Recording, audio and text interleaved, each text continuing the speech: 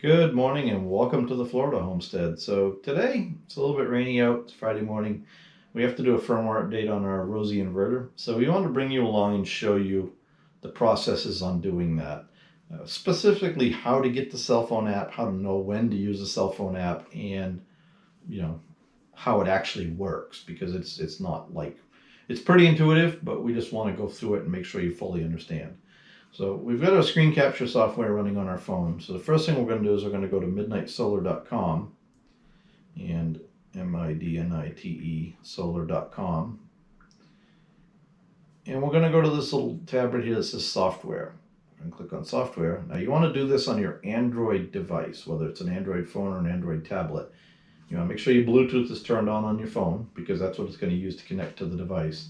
And then you take your device that you're going to use, your Android device, and navigate to midnitesolar.com. They will support iPhones soon, but at this present time here, mid-January, they do not. So we're there. We're going to make this a little bigger because my eyes can't see it. And we're going to go to the Hawke's Bay, Barcelona, and Rosie updates. And again, we're going to make that a little bigger and get it done on the screen. And you'll see there's two different versions there. There's a beta firmware and there's a standard updater.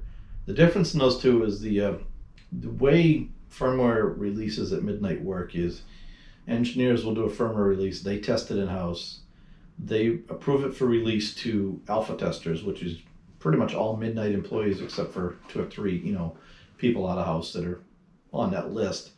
Those people will test it thoroughly, usually takes about a week, and then they will then say, yes, it looks good, let's move it to beta.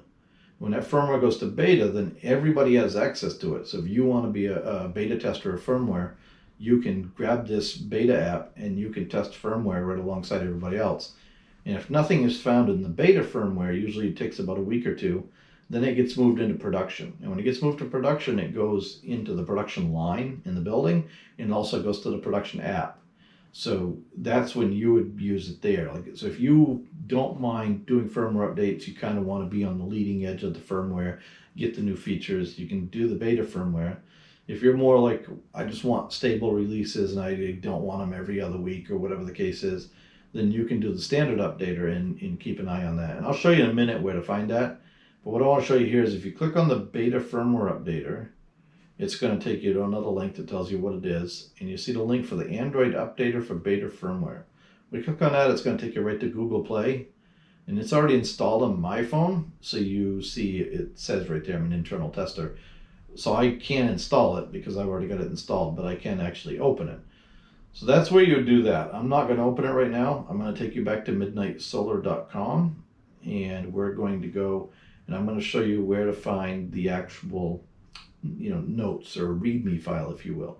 So we're going to go up here in the right corner to forum, and on the forum you're going to find, as I scroll down, hopefully not too fast for you, you're going to see MNGP2 specific, and a little farther down you're going to see Hawke's Bay, and you're going to see Barcelona, and then we'll be putting Rosie up here probably in the next week.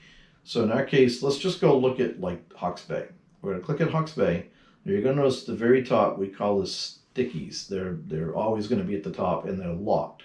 So the only people that can post in these are MidNite employees, and they'll tell you what's going on. So let's click on the beta firmware, and you'll see here, this is basically what it's going to be. It's going to be a README of the firmware version and what it does. So you'll see this very first one here, 23.01.03.00, fixes 2 bugs, and we list the bugs. And as you scroll down through, you'll see these. So you get the notifications, you check the forum regularly, you'll see that there's new firmware. So now let's go back and presume that you've now installed your apps, and let's show you how those apps work. So I'm going to kill all these. I'm going to go find my apps. So the app we're going to be using is the beta app, but I want to show you the production app first. So the production app is going to look like this.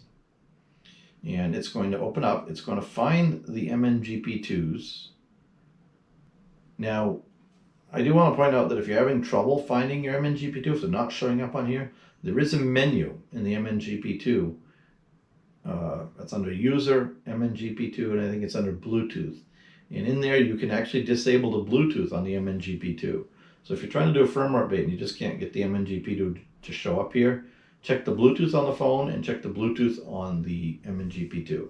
And make sure you're within 40, 50 feet of it. It'll work up to about 100 feet.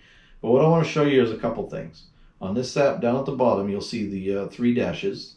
We can click on that. We can rescan for Bluetooth devices. We can change from light to dark mode. So that's what dark mode looks like. And that's what light mode looks like. The other one here, which is the most useful, is we can click on this little thing right here. And this is going to download all the firmware. I can check it again. You'll see it's spinning its wheel. And you saw the green ones? Those green ones are new. So what that does for us is if we're at a site, like we live out in the woods and we don't have internet, we don't have cell data, we can go into town, we can open the app, and we can download that firmware, and then take our phone and go back to our device and do a firmware update at the device. So now what you do is, let's say we want to update the Hawke's-Bay. In my case, I have 2 different MNGP2s, and they're 2 different systems. I'm going to click this D3. That's the one connected to my Hawke's-Bay. It's going to discover the devices. In a minute here, it's going to come up and show us a Hawke's-Bay and a MNGP2 and the current firmware versions that they're on. So if I click the Hawke's-Bay, for example, it's going to check the server, and it says, hey, you're running the newest firmware. So it's going to not let me do an update because I already have the newest firmware. So in my case, all of this is up to date. So now what we're going to do is we're going to actually close this app. If I can figure out how to use my phone. My phone is smarter than me most days. I'm going to grab the beta updater, which has the yellow icon. And I'm going to let this connect to my MNGP2s. And I know in my case, my Rosie is on the MNGP2 with the MAC address ending in 89. So I'm going to click that. It's discovering the devices on the CAN bus. And depending on how many devices you have, this can take a few seconds. So now you'll see here we have a Rosie running 23.01.11.05, and we have an MNGP2. So we're going to update the Rosie.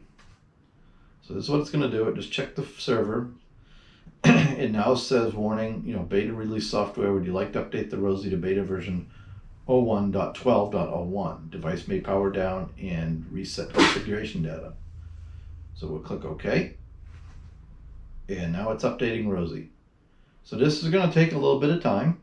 You can see it's real time as I'm talking. We're only at about 5%. So I'm going to shut up. I'm going to let this go. I'm going to fast forward through this until we get closer to 100%.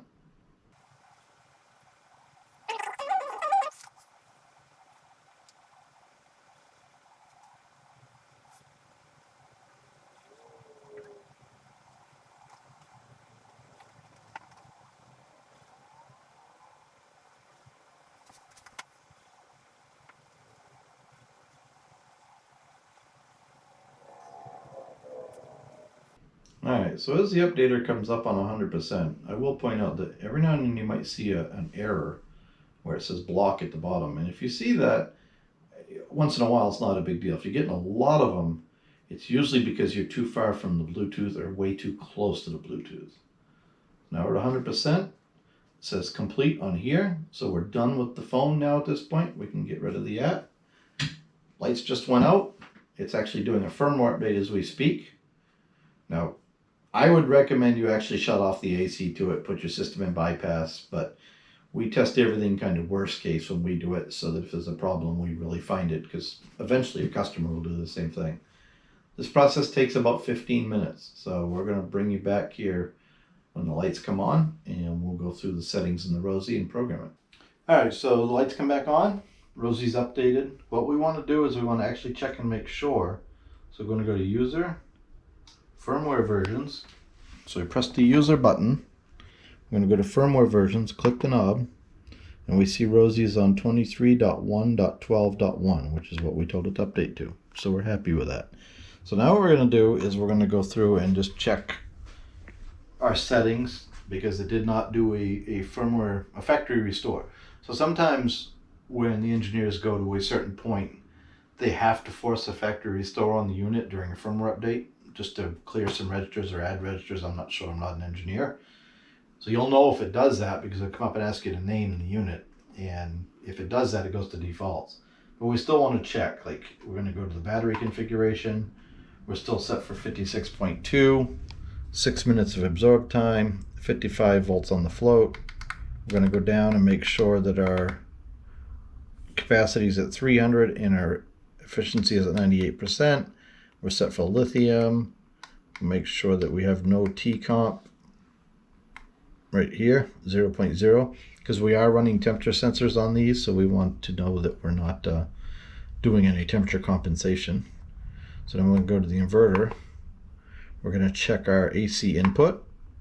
We still have our charger off. We tend to leave our charger off here. The last firmware, the problem we had is this number wouldn't change. Now it changes, so they fixed that, so that's good. We can check the charger, we can turn this on. You guys might have heard Rosie humming in the background. We can go here, see it's bulk charging at 84 amps. Rosie's actually pretty quiet. That's 80 amps into the battery right now, and Rosie's hardly making a noise. I'm going to go ahead and turn that off. And then we're going to check our grid support, which is what we're running in.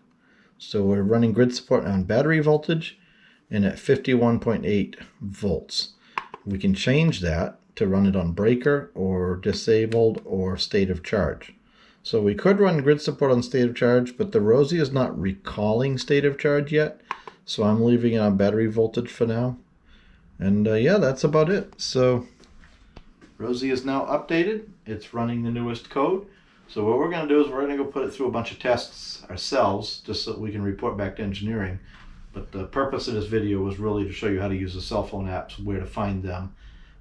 They're a little tough to search on Google Play, so that's why I like to go right to the website, use the 2 links for either the production or the beta. And really the gotchas that you're going to find, like I said, was the Bluetooth. The Bluetooth can get turned off and then the phone won't see it. The other thing I've noticed is if there's a glitch or a weirdness, it's best to just close the app and start the app back up. So if you get a bunch of errors and it times out because you're a little too far away from the device or whatever the case may be, a lot of times restarting the app on the cell phone will fix that. I have seen one case where the device had to be restarted. That's pretty rare. So it seems to be a pretty dependable firmware update path, from what I can tell using it. And yeah, that's kind of where we're at. So hopefully you found that helpful. Thanks for watching.